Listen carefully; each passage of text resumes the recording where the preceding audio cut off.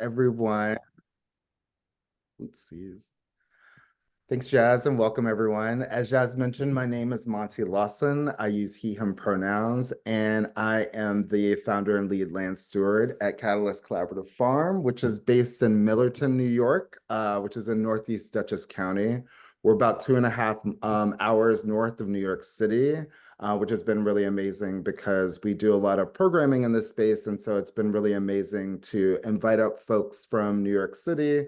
And we have like deep connections there because for a decade, I was a community gardener and urban farmer in New York City. And a couple years ago, when I got serious about transitioning from being an urban farmer to a more rural one, I was able to go through the Farm School New York City program and like really deepen connections like with other folks in this space. And then last year, I had the honor of serving as the representative for Manhattan and Staten Island on the Urban County Committee in New York City. And in that role, I was able to meet the awesome folks who will be presenting tonight, Miriam Villamil from the New York City office of FSA, and Kyle from the Cornell Extension office in New York City.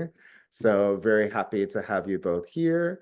And shout out to Devon and Jazz and Joanna and Martha and all the amazing people who were able to help us put this event together.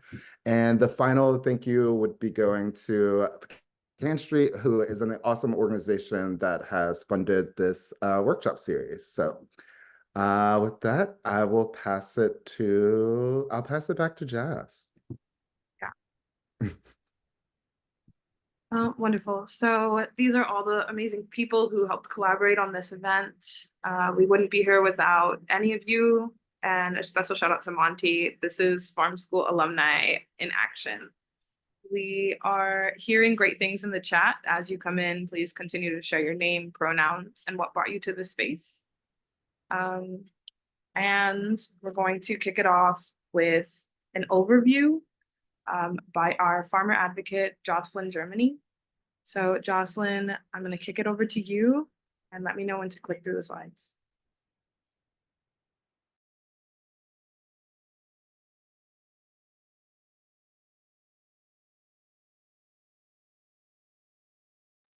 JK, still me. We are going to start with these slides and see if Jocelyn can enter the space when she's ready. So first, we're going to do a little introduction around what is the FSA, who is the NRCS, and why Farm School is in this conversation.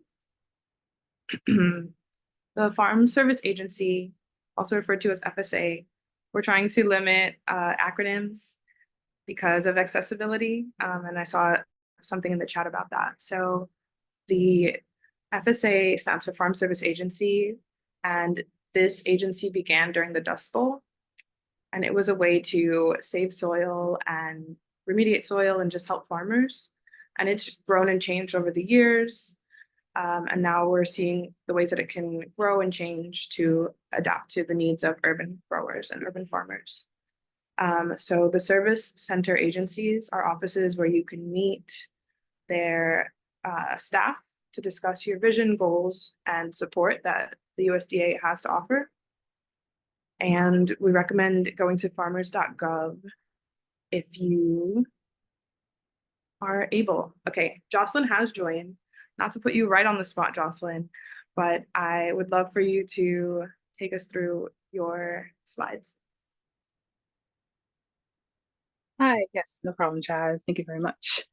Okay, so I'm not sure how much Jazz has already covered with you, but the Farm Service Agency is a USDA service agency under the banner of the USDA. So the Farm Service Agencies are offices where you can meet face-to-face with Farm Service Agency and National Resource Conservation Service staff, some of whom you will have the pleasure of hearing more from tonight, and you can discuss with them what your vision, goals, and ways the USDA can help you.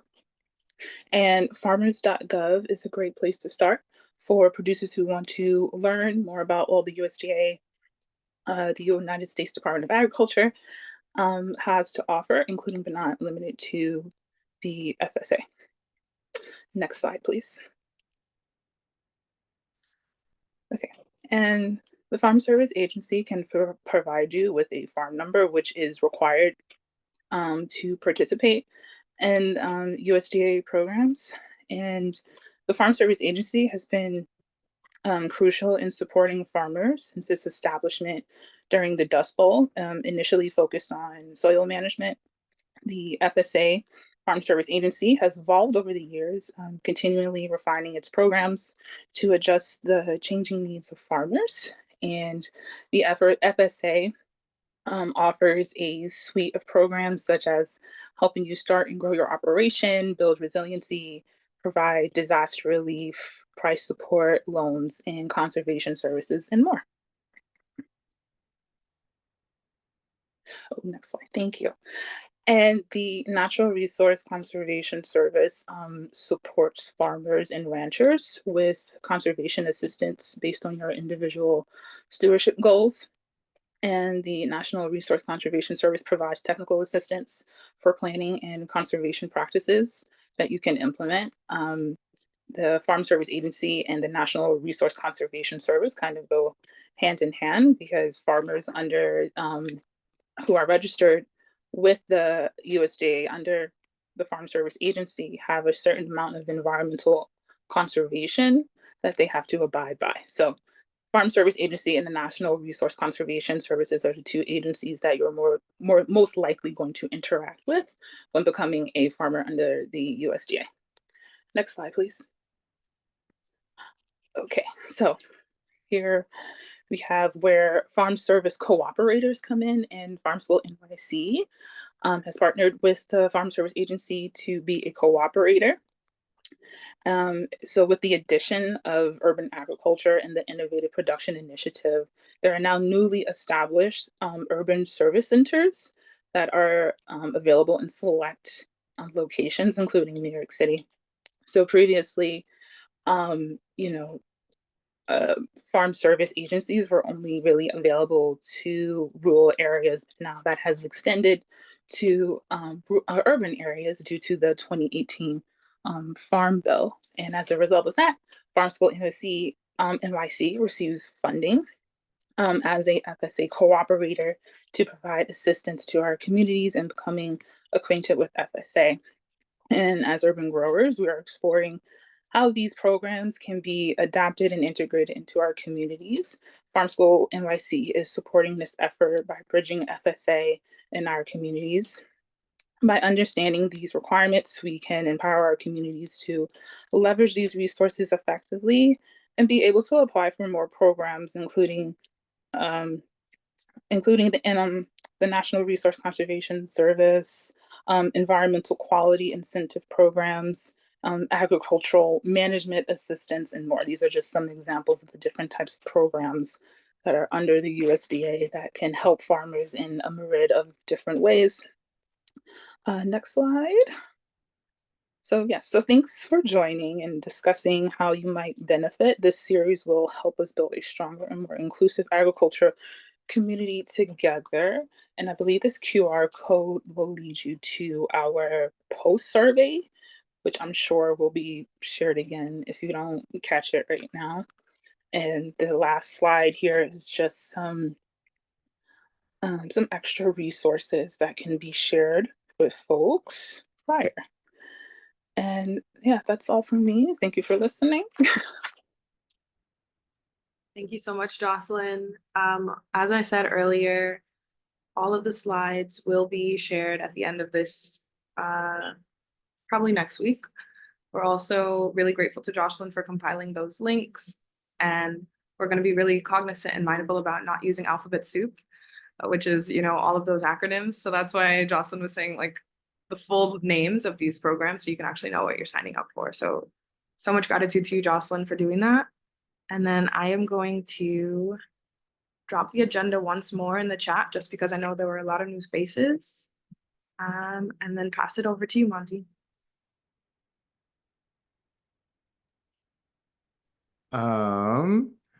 So yeah, Sorry. So yeah, I guess the next step would just be to welcome in the Miriam. So yeah, Miriam, I was very gracious to, I guess, yeah, Miriam has just been an amazing person to get to know over the last year. We kind of got to learn and grow together as we are doing the pilot program in the urban counties and trying to just like figure it all out as we go. So Miriam has been like an amazing like thought partner and everything, and has been really helpful to understand the intricacies of everything from obtaining a farm number to like the different pieces of getting a farm record. So with that intro, I will pass it to you, Miriam, and yeah, welcome. Thank you. And the piece that I want to emphasize there is that Monty and I were learning together. So it was quite a year. Bear with me while I set up my slideshow. Let's see. As Miriam is setting up, I also wanted to reiterate that any questions can be put in the chat and I'll make sure we get answers to them. Just to let Miriam go through the full slideshow and not interrupt like I just did. That's okay. Can you let me know if you can see my screen? All good. At this point? Yeah? Okay, great. Well, I'm just going to give you a very, very quick overview of the Farm Service Agency with a little bit of natural resources conservation service sprinkled in. We were expecting a longer presentation from an NRCS person, but that didn't happen. So because my presentation is so brief, I really encourage you to pursue your knowledge of what USDA has to offer through farmers.gov. And I think, Monty, after this presentation is over, I think we can send a follow-up email with some resources. I'd be happy to include links on that.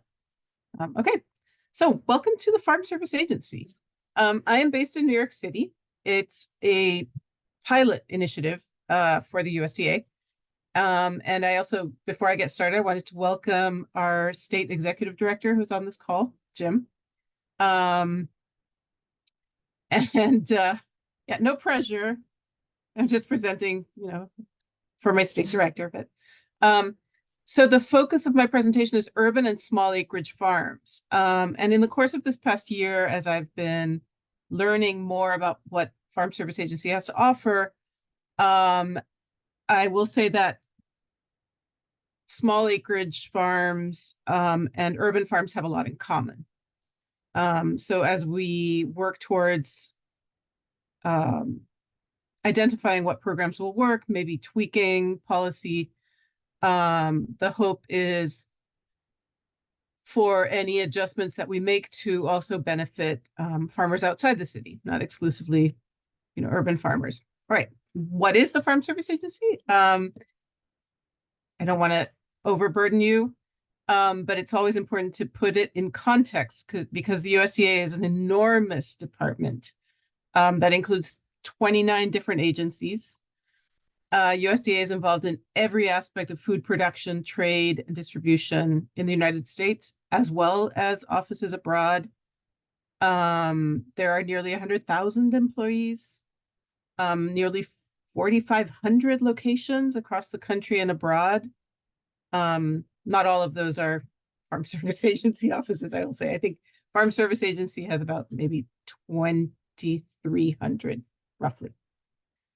USDA is responsible for food and nutrition access programs, notably SNAP, and most of its enormous budget goes towards that. And there it is. Could continue talking, but I will spare you. This is a necessary and important piece of what we do. And I will say that there's a commitment from the top down to increasing the USDA's equitable support of the US agricultural system and food system, right?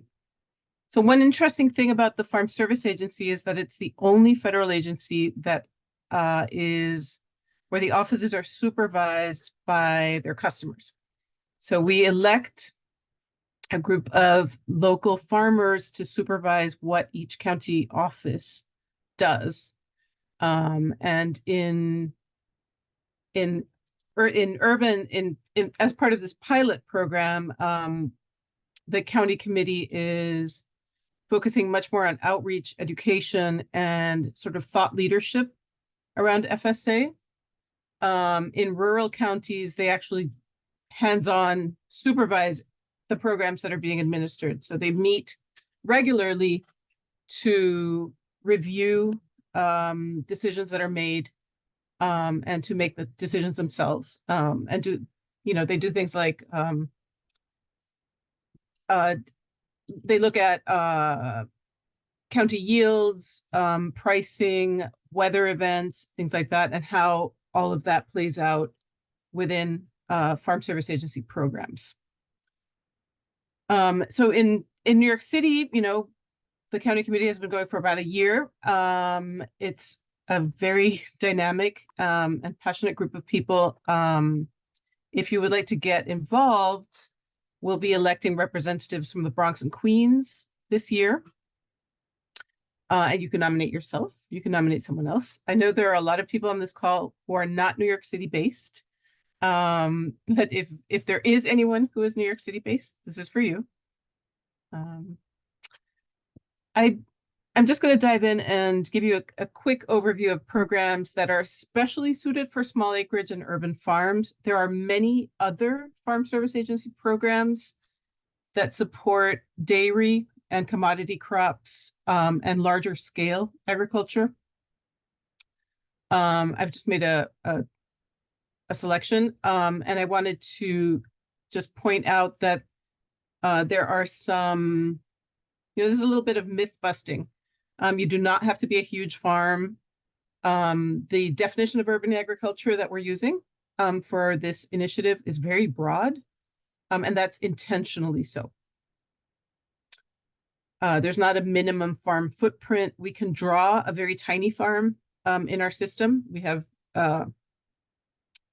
aerial photography, and we can actually draw farms in to 1/100th of an acre. And we can report crops to 1,000ths of an acre. So, when we do our acreage reporting, our crop histories, we can get down to quite a small footprint. Let's see. If anyone has any questions, put them in the chat. And Jazz, you're monitoring the chat, I assume. Is that, or someone is monitoring the chat? Thanks. Okay. I'm just gonna highlight a few programs that are especially accessible to urban, that we think are especially accessible for small acreage and urban farms. Loans, there are microloans that scale well and are simpler to apply for. And farm storage facilities loans. So these are farm storage facilities loans are especially flexible. And I'll be talking a little bit further on about what eligibility looks like. The organic certification cost share program, if you are certified organic, you should be getting a cost share. It's up to $750. And it's kind of a no-brainer if you are certified, or if you're considering getting certified. The Emergency Livestock Assistance Program, this is a disaster relief program. So if your bees or your fish farm get damaged by an eligible weather event, or in the case of bees, colony collapse disorder, ELAP provides a partial payment. And it is partial. But this is a free program, so there's something to be said for signing up. There are ad hoc programs that come up. In my limited experience, they come up a lot for emergency and disaster relief. And these programs are based on past revenues. So that brings up, the need for good record keeping. So participating with the Farm Service Agency really requires you to get your ducks in a row in terms of record keeping. And that's not just your production record keeping, but sales and, expenses and, anything related to the farm. Okay. Let's see. We have a question for you in the chat, Miriam. It's, Oh, sure. Mhm. and you can answer now or later if you'd like. Are these loans mostly reimbursements / matching? They are straight up loans. So they're not grants. Let's see. There's a process to apply for them and to make sure that you're eligible. There's an approval process that requires you to have a feasible business plan and sufficient collateral. The difference between a farm service agency loan and a commercial loan is that farm service agency will consider, in fact, it is intended and directed for farmers who can't get commercial credit. So it's a little bit more of a hands-on process. And the Farm Service Agency doesn't strictly look at, it does not look at credit scores, it looks at credit history. So it's a more nuanced approach. And then, yeah, it's a loan. So the money is dispersed to you, you make annual payments until you pay it off. The interest rates are very favorable. So the interest rates are somewhat lower than commercial rates. But it's a straight up loan. I don't know if that is what you were getting at with that question. That's true. Thanks, Miriam. And we're going to save the rest of the questions for the end. Sorry, Jazz. Yep. And all right. This is an example of an operation in Buffalo that has a microloan that received money, emergency relief money, and has an organic cost share. And this is a really interesting farm because they're not just innovative in their production methods, but they're actually sort of in terms of social innovation. So they provide solidarity shares for their CSA, and they're really doing good work. So I've included that. Farm loans. Okay. I'm not sure how interested we are in doing a deep dive in farm loans, or whether I should skip ahead. I will provide more resources to look at FSA farm loans in that follow-up email. I'm happy to do that.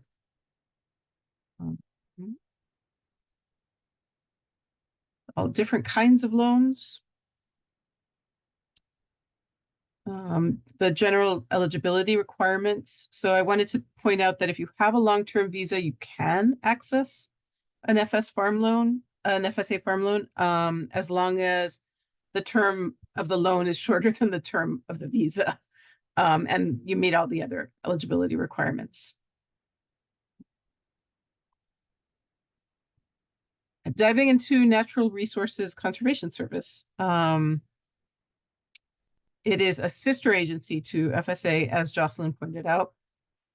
Its focus is conservation as opposed to economic viability. So Farm Service Agency focuses on keeping farmers in business.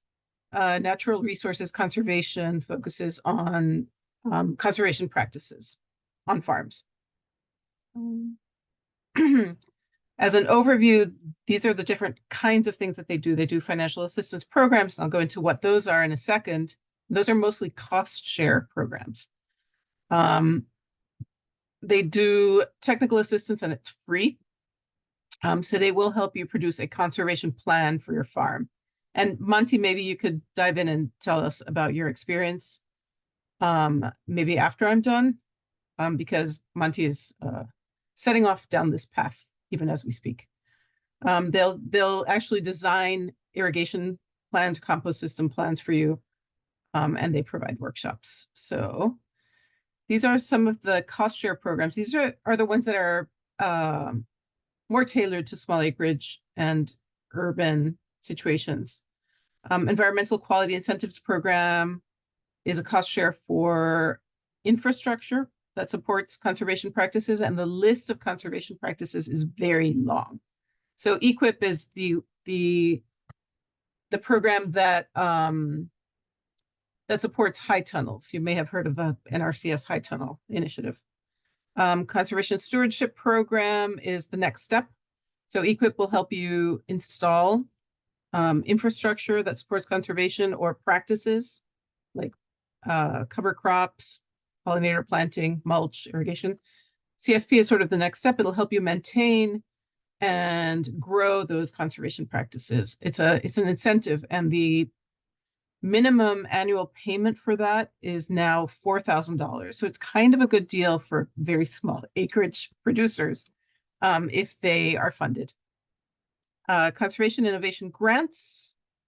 These are also designed to incentivize implementing conservation practices. And then the Regional Conservation Partnership Program goes through cooperative agreements, so cooperative partners. Working groups are one of the ways that NRCS gathers input and works with their communities on different, there's different geographic areas and also different topics. And the Office of Urban Ag and Innovative Production is a new office that is part of the Urban Ag initiative from the last Farm Bill. And this office has grants that are open now. The deadline is April 9th, and I'll be providing links to those as well. All right. So where to begin with Farm Service Agency and Natural Resources Conservation Service? You may have heard of a farm number. A farm number is just a part of a bigger picture that's creating a farm record in the FSA system. Farm Service Agency, it acts, Farm Service Agency owns the farm records for farm loans and for NRCS, Natural Resource Conservation Service. Thank you, Jez. So in order to access those programs and those loans, you must establish yourself within the FSA farm record system. The farm record refers specifically to the property where you are farming, and the farm number stays with the property, which means, as an interesting side note, that the Farm Service Agency is also the keeper of historical records for many farms. So FSA has farm records going back many decades for some properties. Miriam? I'm out of time. We can cut down the time for questions, but I just wanted to warn you that if we want to leave 5 minutes for questions, you have about 4 minutes left. Yeah, let me zip through this. So it's an interview process to establish a farm record because not everyone is in the same situation and needs to fill out the same forms. Again, with FSA, you need to have your ducks in a row. So if you have a lease or a licensing agreement, that needs to be current and signed. We can look up the deed to your property, any sort of business paperwork. And this is what I described earlier. Let me just zip through this. Urban County Committee, grants. So I can send you links for all of these grants. These are other agencies. But one of our functions in New York City is to provide that information. All right, it's called cross promotion. And that is it. Let's see. Miriam, sorry, Jazz. If we could go back to not necessarily the slide. First of all, thank you, Miriam. That was amazing. Lots of information. Yeah, we have a request to leave up the slide with the grants. But in the pre-survey, some of the folks were asking questions about their specific situation, being a nonprofit farm and wondering if they qualify for FSA funds. So anyway, if you wanted to address that. Most FSA programs are directed at commercial rural farmers. There are some that nonprofits are eligible for, including farm storage facilities loans, and the organic certification cost share. I have a separate PowerPoint about what nonprofits can access. Hang on a sec. And I might have a hidden slide on here as well, but I don't know how much time I have. You're doing fine. You don't have to rush. I just wanted to give you a reminder. I appreciate that. All right.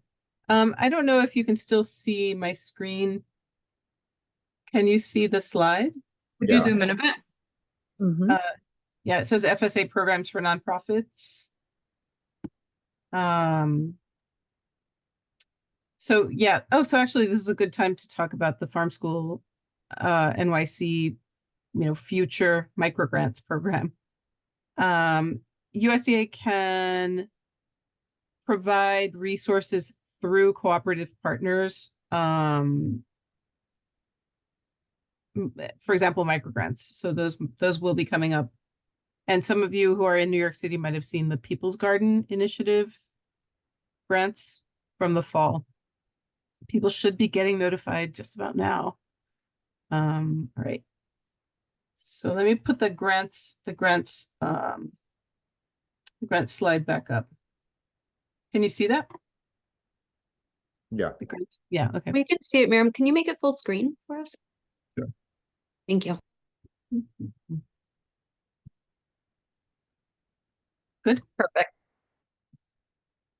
All right, so I'm going to hand over the screen and the mic to Kyle. Kyle is an FSA cooperator, but I'll let you introduce yourself. That's amazing. Cornell Cooperative Extension is technically the cooperator, but I like thinking that it's me. Or maybe I don't. That's a lot of responsibility. Okay, y'all, let me just get this started for you. Hello, good evening. Thank you for so many people tuning in from all over the country. This is really exciting. My name is Kyle Carnuta, and I had a chance, just like Monty. I met Monty and I met Miriam, and actually the folks at Farm School. We're building this relationship as a result of the urban pilot program that the USDA has launched. So it really shows, I think, the investment that's happening right now at the USDA to look at what they can do to be more equitable and inclusive, to extend their programs to urban farms and small farms as well. That's the whole reason that we all were able to get together and that we're able to have some of these conversations tonight as well. So I'm going to give you a bit of a different perspective because I'm speaking on behalf of Cornell Cooperative Extension. So I'll talk a little bit about my role and what that has to do with this USDA project. But I also want to just give some context about what cooperative extension is as an additional resource for those who might not be ready to start engaging with the USDA. The Cornell Cooperative Extension might have some services that are available for you too.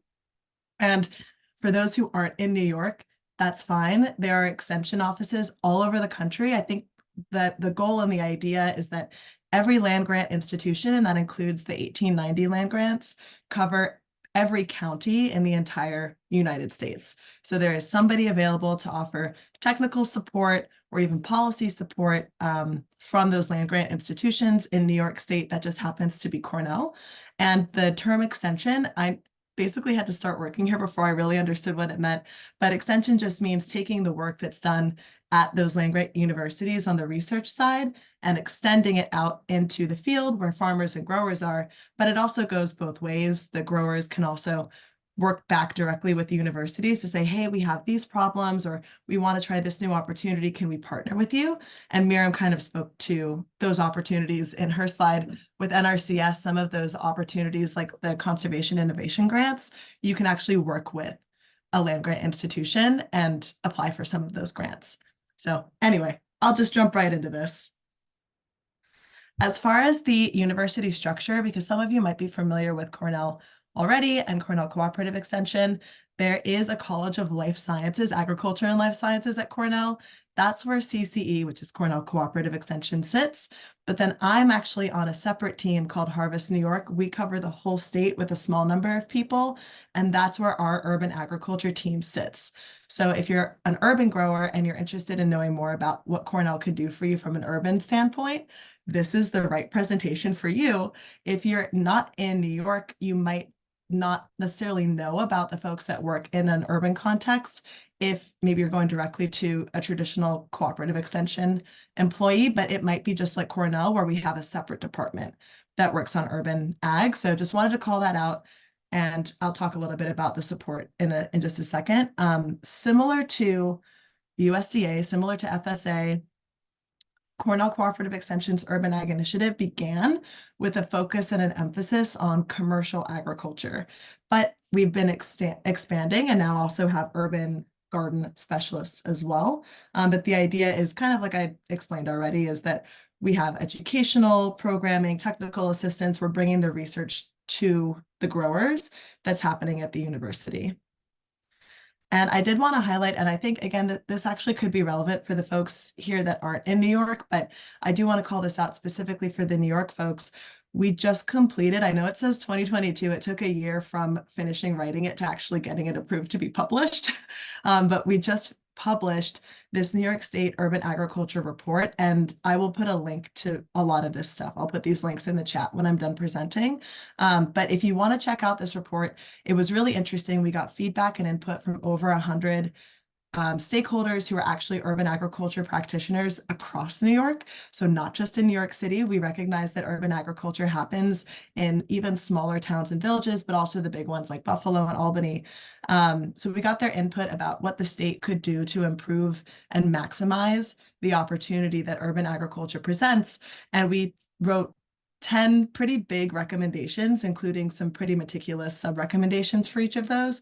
So if you are in New York or you're interested in getting involved in policy work, I do recommend taking a look at this because it's a good way to maybe articulate or learn the vocabulary of the things that you're experiencing and what the state legislature, state executive branch, how they kind of talk and think so that you can translate what your needs are to those stakeholders.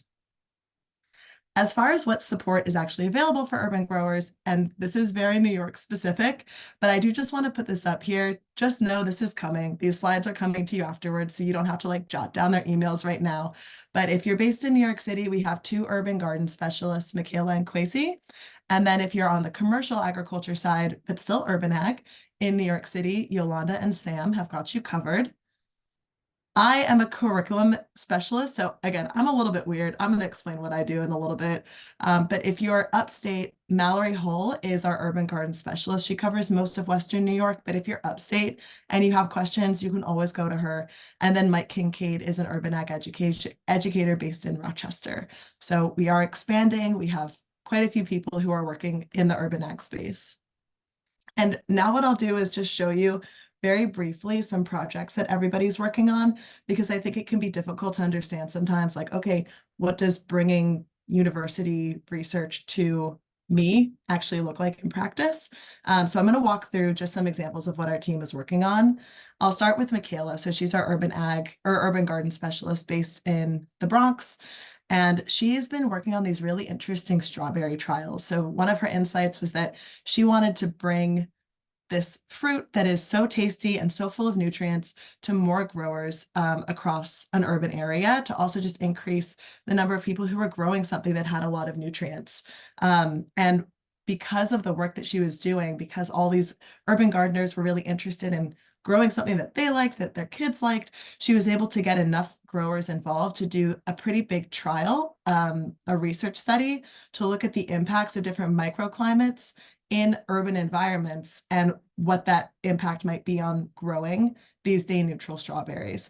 And then they'll hopefully be able to have a publishable report as a result of this, which could then inform how people grow this particular crop in urban areas. It's an area of a lot of unexplored research opportunities, but Cornell is trying to do more to crack the surface on that. And then Kwesi had a really awesome project that he did in partnership with the Salvation Army in Brooklyn. So Cornell can absolutely partner with other nonprofit organizations.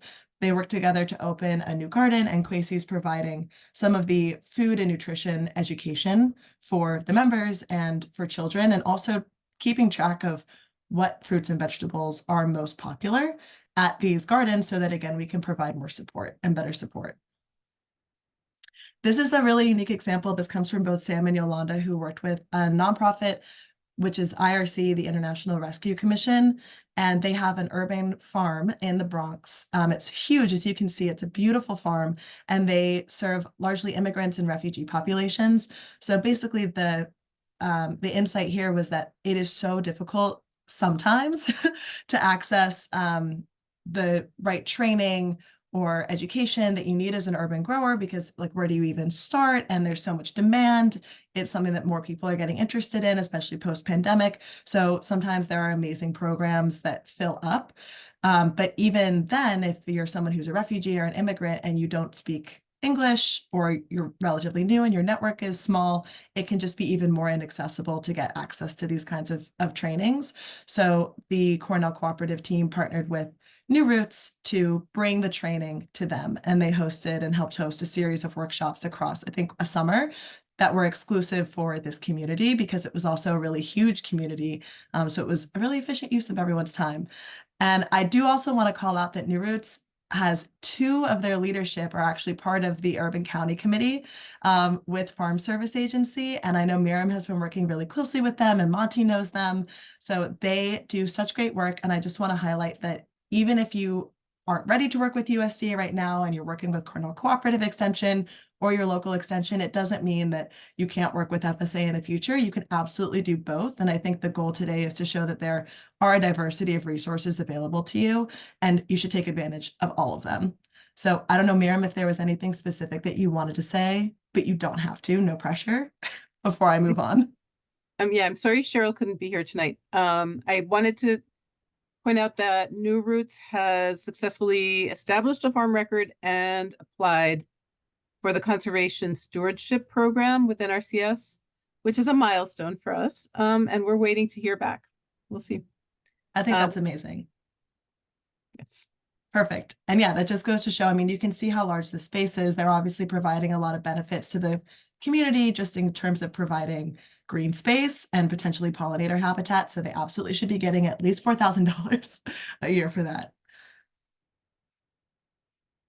Okay, amazing. And then quickly through some other ones, Sam Anderson on our team did this awesome work. Again, I think the goal with Cornell Cooperative Extension and our Urban Ag team is just to create more resources for urban growers, because you know, Cornell Cooperative Extension in a more rural area, there are a lot of resources that are available already, but the urban climate in New York City is literally so different from everywhere else in the state. And so some of those statewide resources might not work for urban growers. So one example is just the pests that we encounter. We get a lot of southern pests in New York City, but not in upstate New York. So this was just a way to make sure that those resources were more accessible. And I do want to say, again, this is an urban focused presentation, but if you literally just Google Cornell Cooperative Extension, I actually do think the website is pretty easy to navigate, but you can also just message me afterwards if you're really having a hard time, and we'll get you connected with the right person.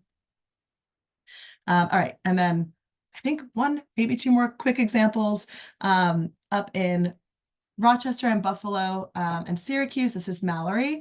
So she supports a lot of the grower networks that exist, especially in Buffalo. It's a really tight-knit community, and they host events. And working with Cornell Cooperative Extension, they were able to get a portable X-ray spectroscopy instrument, which is a very high-tech way to analyze soil samples. So just again, another resource that you could take advantage of. And then Mike up in Rochester manages the South Lawn Project, which is an actual urban farm that Cornell helps to oversee. And they really focus on what I think they're aiming for is like a regenerative type approach to growing, and then also working with local, I think it's local youth, to ensure that there is some job training and education as a result of this to help improve the economic development of the community that they work in. Okay, great. So that's an overview of Cornell Cooperative Extension's Urban Ag team. It was just a snapshot. So I do hope that you start engaging with us so that we can help create whatever it is that you need on your farm. We can help. even if it wasn't reflective in the examples that I just shared. But I do want to share a little bit about what I've been working on. So I said my role's a little bit weird, and it's true, because my role gets to focus more national scale, not just based in New York City.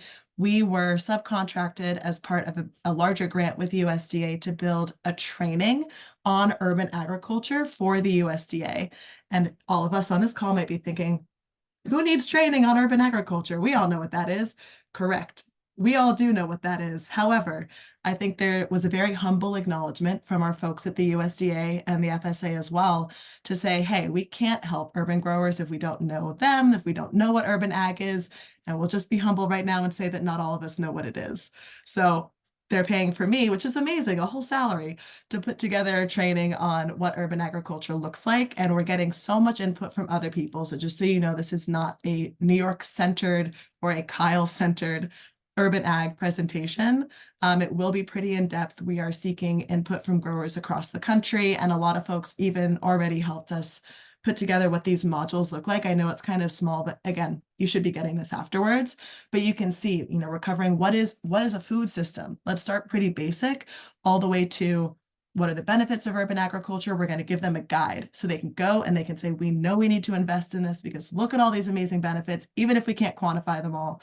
And then also help them understand what the challenges are that urban growers face so that when they're making policy, now suddenly they'll be able to include the urban perspective and hopefully small farm perspective. Like Miriam said, I think there's a lot of benefit that small farmers generally will see as a result of this focus on urban ag. I do want to emphasize though that what I've learned, something that I have learned working with the USDA, is that the scales and the scopes are so different for what the federal government can do versus what your local government can do. So if you are encountering challenges, working with your local government might actually be the best place to start, especially if you're encountering like a zoning issue. FSA can't really help you with that. And the FSA's hands sometimes can also be tied because they have to operate within congressional authorization. So whatever's in the Farm Bill, what it says they can do is all they can do. Versus like if you're on your farm, you can do whatever people tell you, like whatever they don't say not to do, if that makes sense, which I know I phrased that kind of weirdly. But the federal government is just a weird beast. So I do encourage you, the FSA folks that you work with can't necessarily advocate for Farm Bill changes directly, but there are so many grassroots organizations, and I know Monty probably has a few in mind, that if you do want to see changes, if you want to see funding for urban ag stay in the next Farm Bill, which is happening right now, it is delayed, which is not great, but that's good because we can still give input. Please work with a grassroots organization to make your voice heard, to make sure that what you want the FSA to do for you. Right now, it might just be that they literally are not allowed to. So if you want to see changes, work with your local FSA office to understand what their limitations are, and then start advocating. And I know I'm like very short on time, but that's great because I'm on my last slide, which is additional Cornell resources. Amazing. We love resources. I will share these links in the chat, but just know that the Cornell Small Farms program is amazing. And they have a lot of resources for just growing generally in New York. So I saw there were some folks that were just getting started in the chat that are based maybe not in the city, but elsewhere. Go to the Cornell Small Farms, just general webpage. There's stuff there for you. But then also there's a specific guide for urban growing in New York State that we are about to update, but I think it's still pretty relevant. So I recommend if you are really just starting, this is a great, like, sit down for 2 days and go through what resources are available for you. I think that'll really set you ahead. And then the last resource I'll recommend, and again, I'll put this link in the chat, is our Harvest New York team. So again, the team that kind of oversees the Urban Ag program, helps manage the NYC Craft listserv. Craft, oh, I wish I had written down what the acronym stood for, but it's something regional apprenticeship. Oh no, Jazz has got me covered. The apprenticeship is the key word. Collaborative. Collaborative Regional Alliance for Farmer Training. Oh, it wasn't apprenticeship, it was training. But the whole point I wanted to get across was that it's really meant to, okay, training, apprenticeships. The point is collaboration and learning from each other. So there is one for New York City. There also exists different regional crafts across the state. But if you're in New York City and you're interested, please feel free to sign up because there are so many resources. It's a really lovely community, and they plan events on each other's farms to learn from each other all the time, which is really, really great. And then also relevant for this conversation, even if you're not in New York, you can join and then just remove yourself after this if you think that it's not worth it for you. But we are planning to host with Miriam an overview, a primer, we're calling it, to what specific programs at FSA and NRCS might be valuable for urban growers. But like, she only had 15 minutes today. We're going to have like a whole hour and a half to talk about this. And I think it will either be April 9th or April 15th. So just so you know, if you join the NYC Craft listserv, we'll be sending out more information about that event when we have that information for you. Okay, and I don't have a thank you slide. So this is my thank you for coming to my talk. And I'm happy to take questions, but I'll probably not share my screen because I can't see anything right now. So I'm gonna stop sharing. You gave so much information that there were no questions. Oh, great. But I think what also helps me process a lot is a recap. So I'm gonna invite us all to do a breath because that was so much good information. Whew. I know we came here to get resourced. I know we came here to share resources. I know we came here to learn. So thank you, Miriam. Thank you, Kyle. Thank you, Jocelyn. Thank you, Devon. Thank you all for giving us this wealth of knowledge and information. Before we transition to the next part, I'm going to do that small recap. I promise. I'm still processing. I think that the other part of gathering resources is learning how to engage with them. So the fireside chat part, the Q&A part, is just going to be me probing y'all to talk a little bit more about how do people reach and interact with those resources that we've all been sharing. And then before I recap, I'll pass it over to you, Jim, just to say a little bit about yourself. Right. Well, good evening, and thank you everyone for joining us. Thank you, Kyle. I think the money spent on your salary is well spent. Thank you, Miriam and the county committee. And Monty served on our very first county committee, trailblazers, but certainly key to success we're seeing now in New York City. And thank you all very much. Yeah, I'm Jim Barber, State Director for the Farm Service Agency, also a fifth generation farmer in the Catskills, very diversified farm, a lot of primarily retail vegetables and small grains, greenhouses now.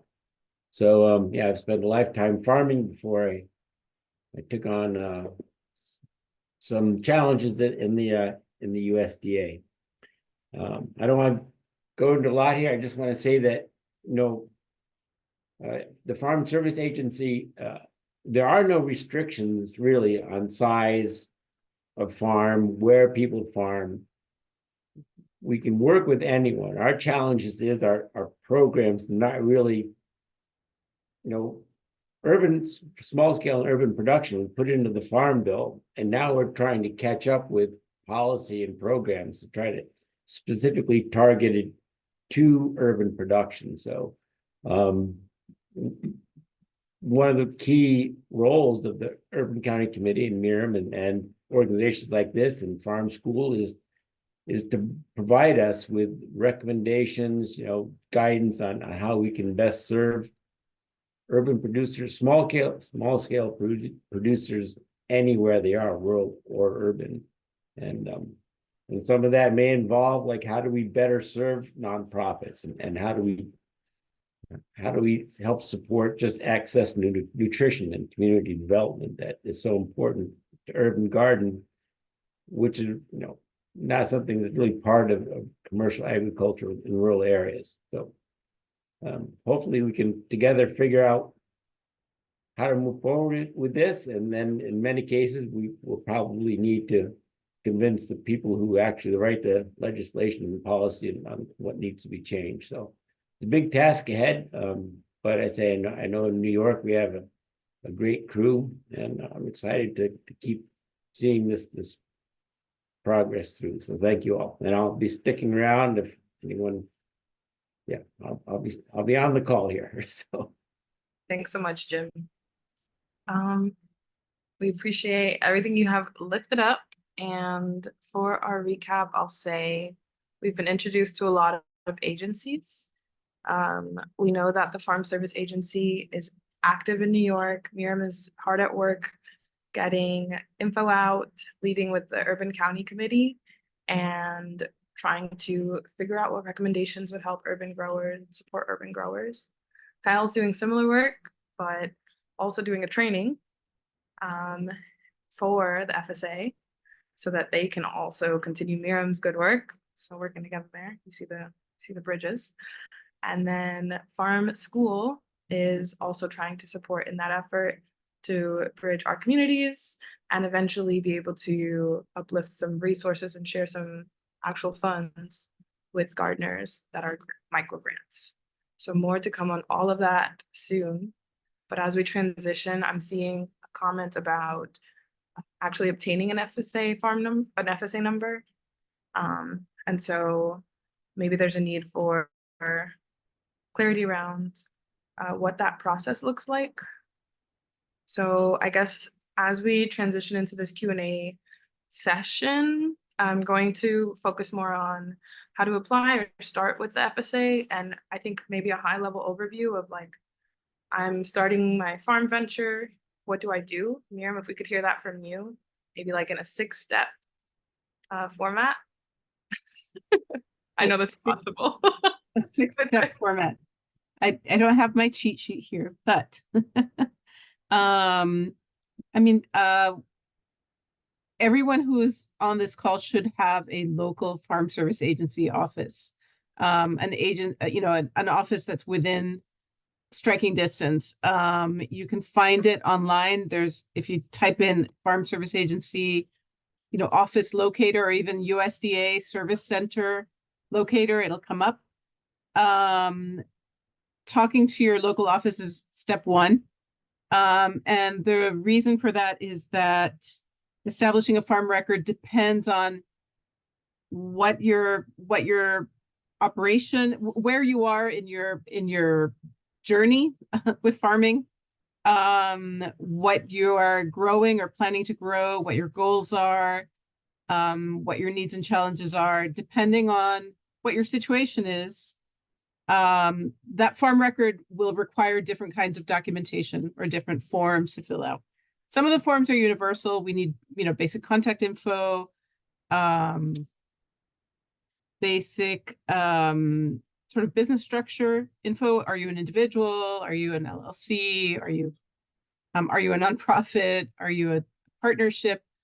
There's some eligibility and conservation compliance stuff that's universal also.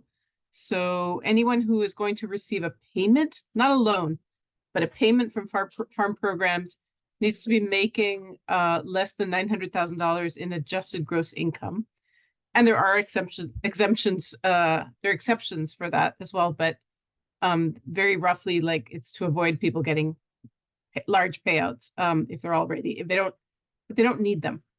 And then conservation compliance is also a universal requirement, and it's just to ensure that people aren't digging up wetland, they're not draining wetlands or causing erosion issues.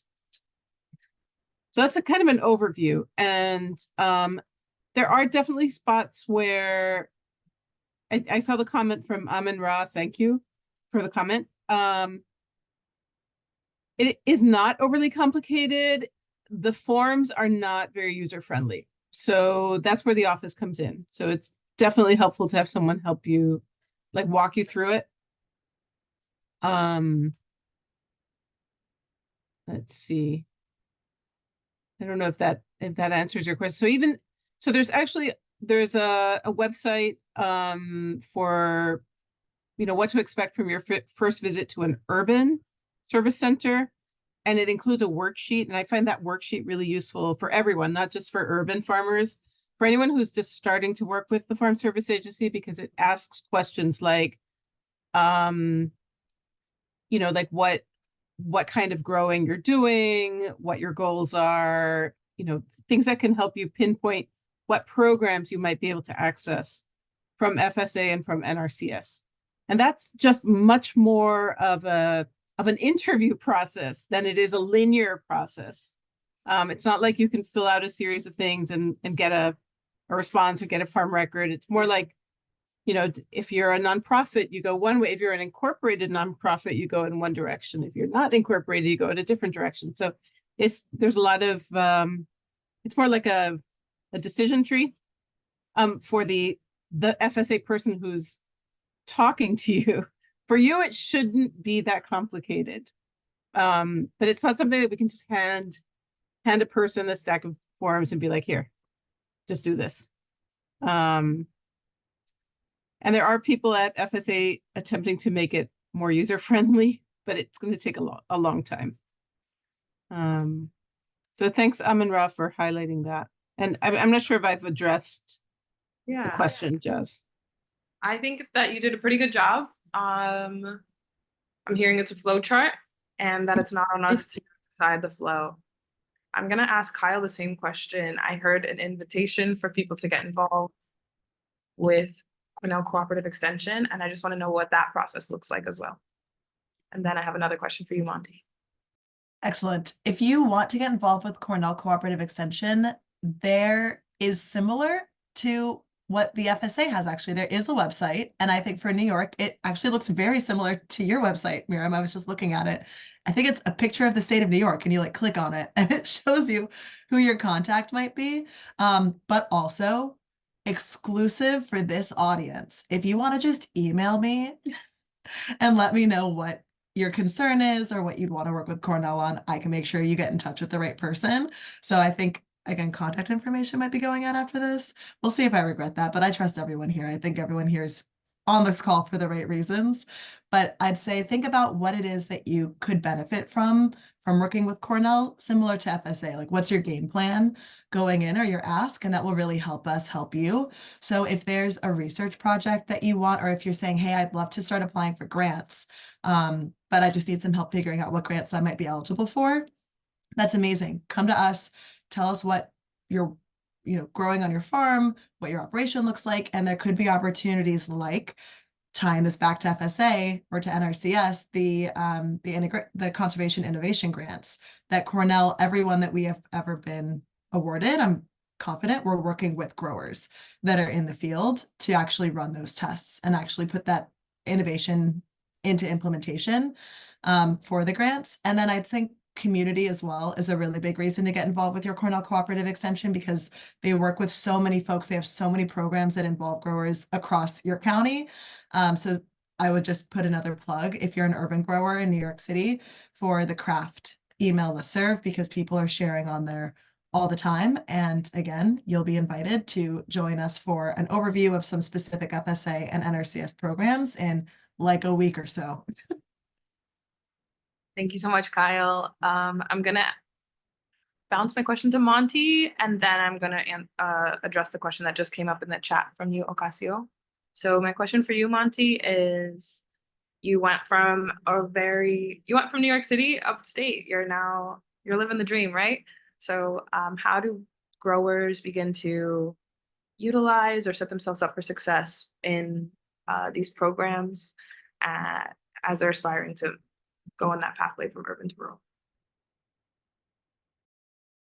Thank you, Jazz. So yeah, I guess the point of this workshop was to help with that. I would say the first thing is to just start early. A lot of it is just a lot of lingo and Schedule Fs, and there's just a lot of stuff happening. So if you're imagining that you want to farm 3 years in the future, I would advise you to get started now, reading up on all of this. In terms of support, really recommend that everyone reach out to not just FSA and NRCS and your local extension office, but also your county soil and water conservation districts.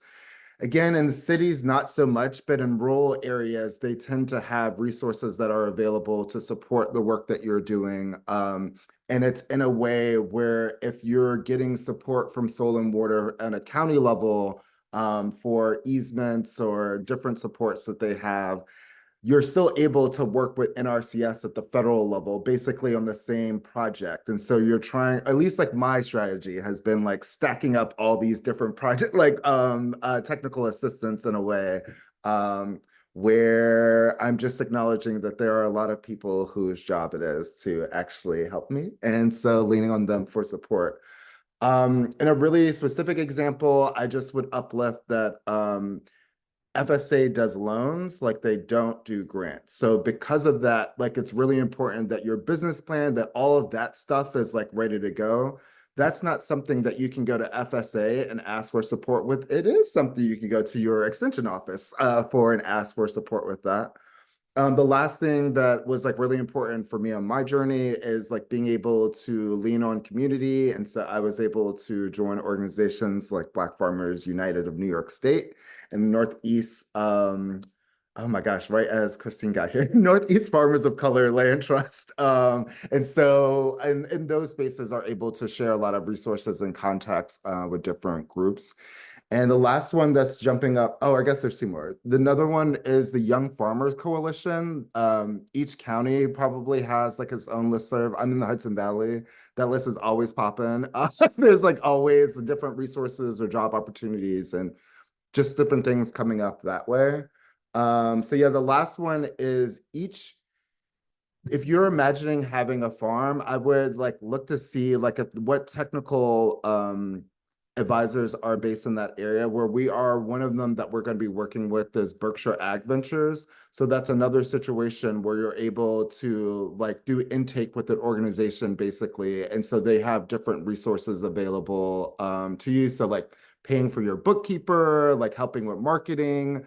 They can often hire a consultant to help you with something, and then there's like a cost share there. So like with Berkshire Ag Ventures, it's like the farmer has to generally pay 20% and they pay 80%. So the consultant gets their full fee, but like, you know, you're able as a farmer to utilize like their services at a rate that's affordable to you.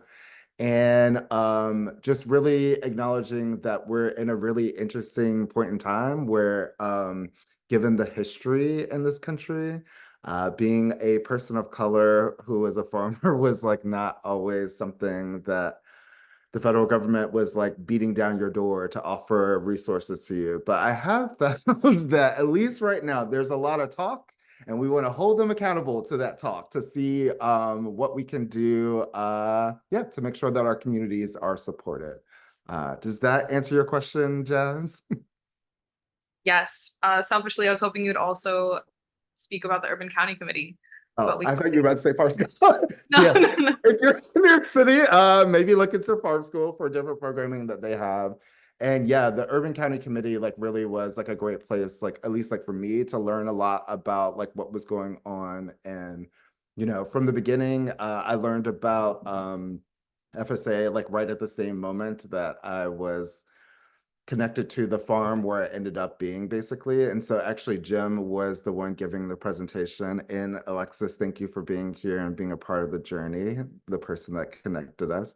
But it really was something where Jim was giving a presentation and saying like, here's all the resources that are available. And it was just wild to see like how none of them applied in an urban context. And so, yeah, I think that if that's something that is like really interesting to you, I would recommend that you run for election for the county committee.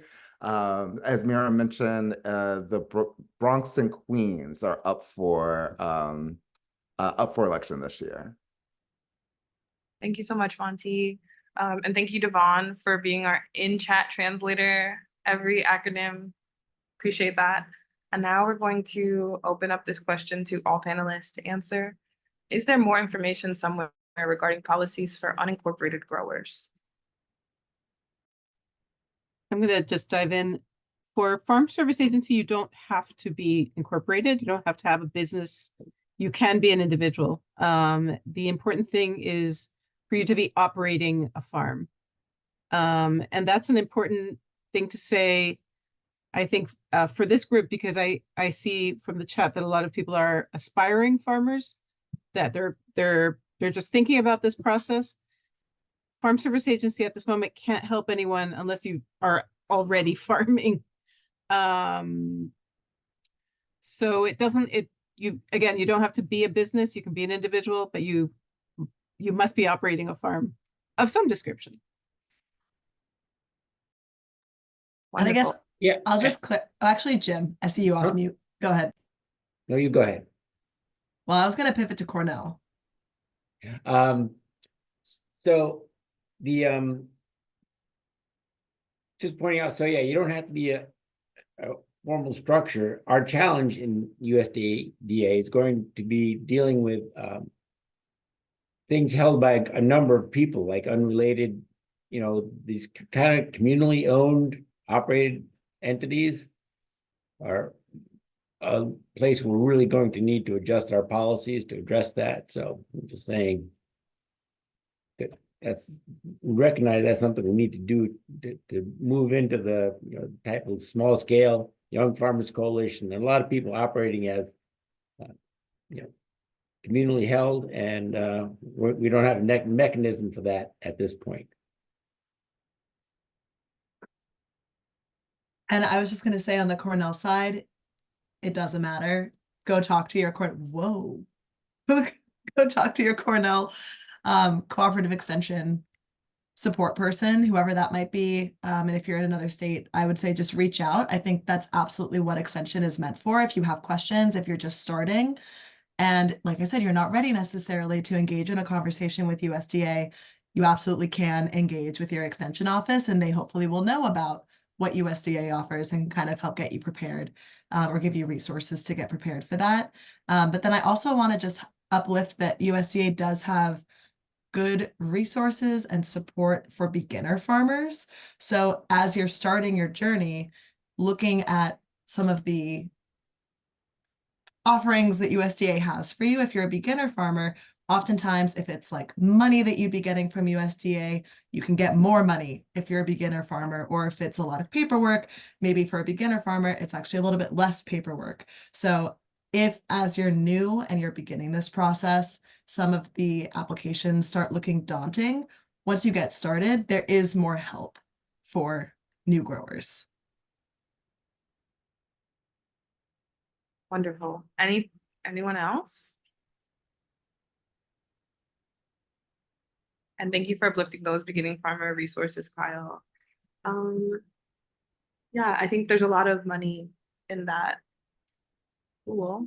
I'll also say something that's coming up for me. I'm going to say it messy because I'm not sure exactly how to word this question, but it's a question around how do we advocate for resources that might not exist yet. So I know that there are like specific programs and things that are made for people to get access to different funds or different like tangible tools or skills. So yeah, how do we advocate for resources that don't yet exist?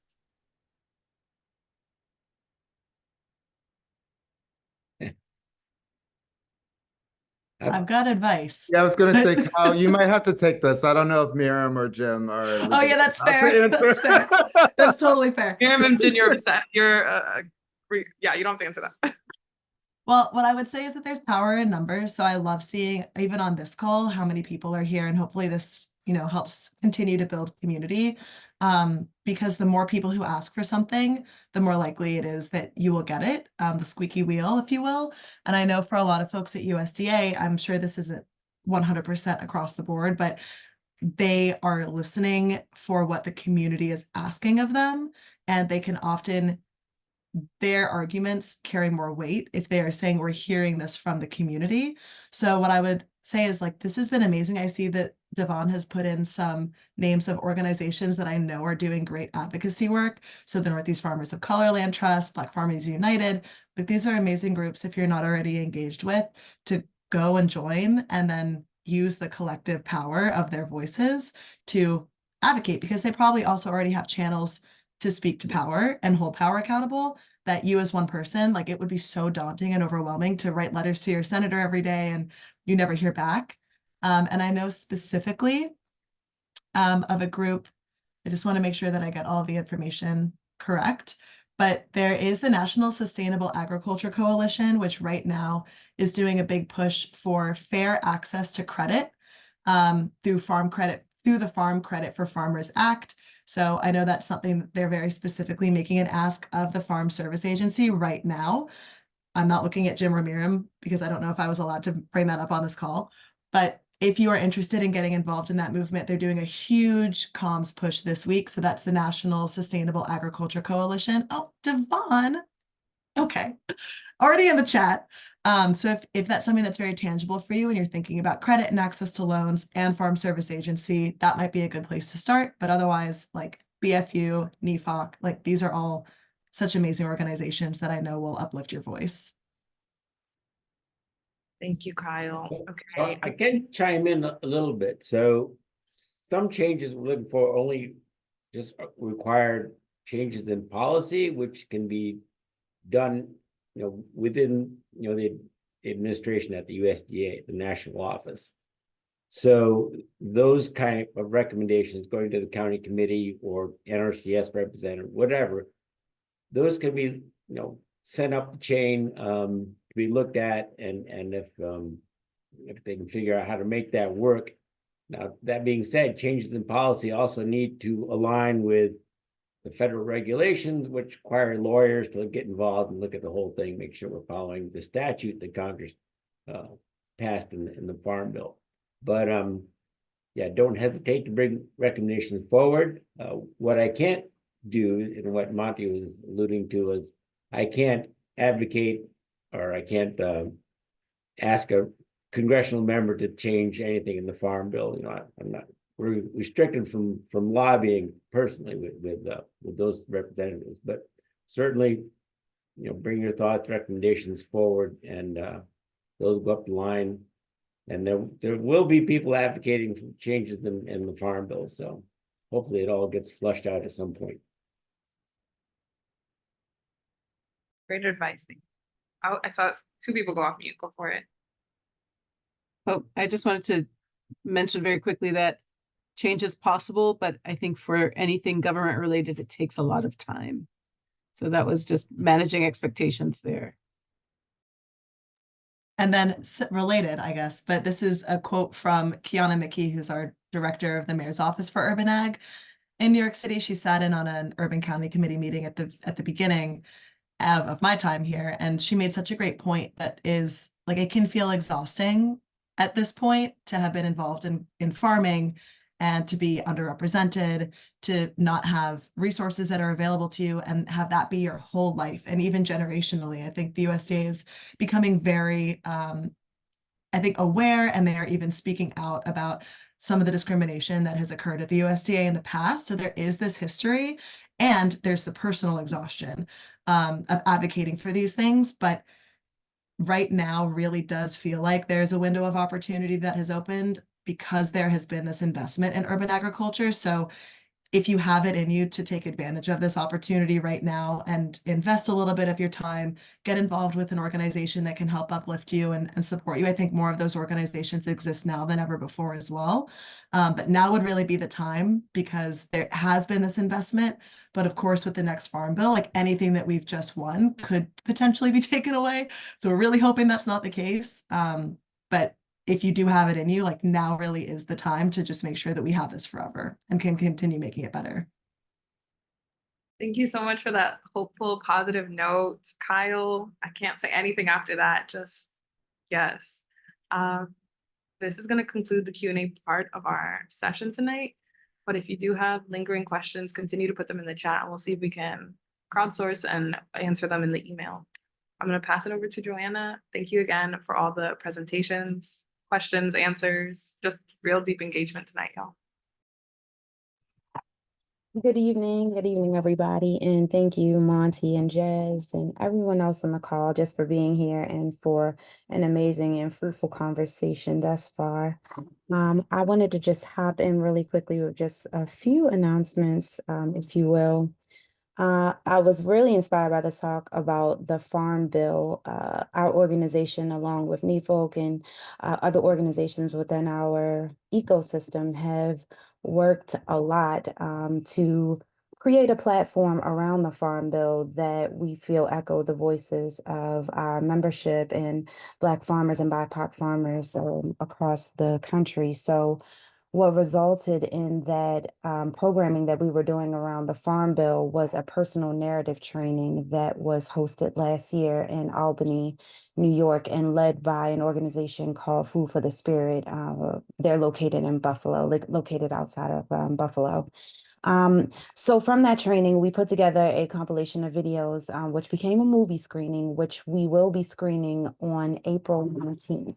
And the flyer should be coming in the chat shortly, but I wanted to extend an invitation to those here to view that movie and to hear the stories of farmers who talk about how the Farm Bill impacted them and how changes need to be made to this upcoming bill that really support a more equitable and just food system. So that was the first thing that I wanted to uplift. And the next thing is just short. I wanted to put into the chat to remind everyone about the post survey following this program.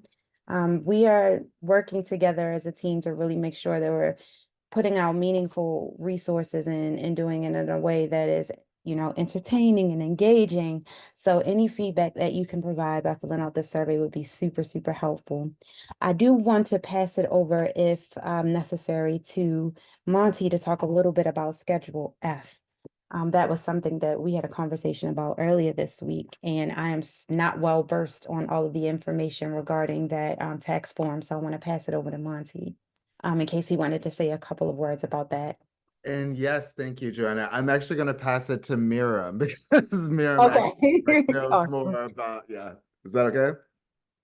Totally fine. So I'm going to start with a caveat here and tell you that I'm not an expert. Schedule F is basically the tax form that farmers have to submit, and I'm sure Jim is an expert on this. But it came up because Monty and I were talking about what kind of documentation you need to show that you have experience farming. And this is particularly important for farm loans, and also for some of the farm programs, you have to demonstrate experience. And showing that you've been running your operation as a farm for X amount of time is a key piece. A Schedule F can contribute to that, but there are other forms to demonstrate experience in farming as well. Again, I mentioned earlier that sort of record keeping is really key. So I believe that there are workshops from Cornell Small Farms for sure, and maybe from Grow NYC in the New York City, in the downstate area, on farm business. I would recommend that you do one of those and that you start your record keeping sooner rather than later.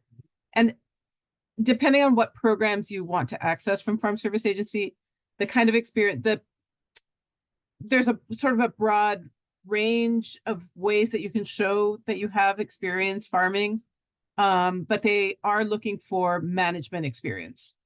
So not just internships and such, but it can include actually military service. It can include education. It can include mentorships, like from the SCORE program. So there's a fairly large. There's a lot of pathways. But yeah. And I'm sorry I don't have more details on Schedule F because I used to work for a nonprofit when I was a farmer. So I didn't have to, we were tax exempt.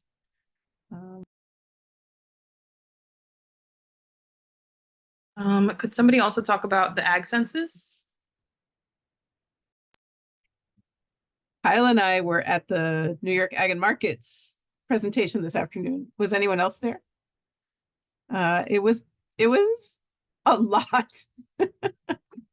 Okay, so the key points here are, oh great, you were there, Martha. Excellent. The key point is that a lot of farmers are undercounted, are not counted in the ag census. Anyone who makes more than $1,000 from farm sales qualifies. And I asked at today's presentation if that included farms that donate $1,000 or more of produce per year? And the answer was yes. So that opens things right up for access to the National Agricultural Statistics Service agricultural census. The next one is in 2027, so we have time. But it is really important for all farmers to be counted. And I'm very, very interested in seeing what happens with urban ag and the census. And Yeah. then since we have That is- 3 minutes left, ooh, go ahead. I'm just saying that will be a challenge because they're good at sending those surveys to people they know exist. But if you're not already on that list, you need to find a way to let the Ag Statistics Service know you exist and want to participate in the survey. I'm not sure what that mechanism is, but that's a real challenge for folks who are not already getting a survey. Which is I actually, yeah. I actually reached out and they sent me a website where you can just go and sign yourself up. So I will be sharing that. And we'll see. I think it's a self-certification. So we'll see. So that could be kind of remarkable. And then Miriam has been getting into the data a bit, so that's pretty exciting too. I think you'll share whatever you glean, whatever cool things you learn. I'm gonna do rapid fire announcements because we have 2 minutes left. So the first is that Farm School is having more programming for topics surrounding this. We have 2 courses open. Diami's gonna drop those links in the chat for us. Thank you, Diami. Also, I know that Catalyst Collaborative Farm has a save the date coming up. Monty, you can speak about that for a minute if you'd like, and then I'll talk about FSA email lists and re-uplift what Joanna shared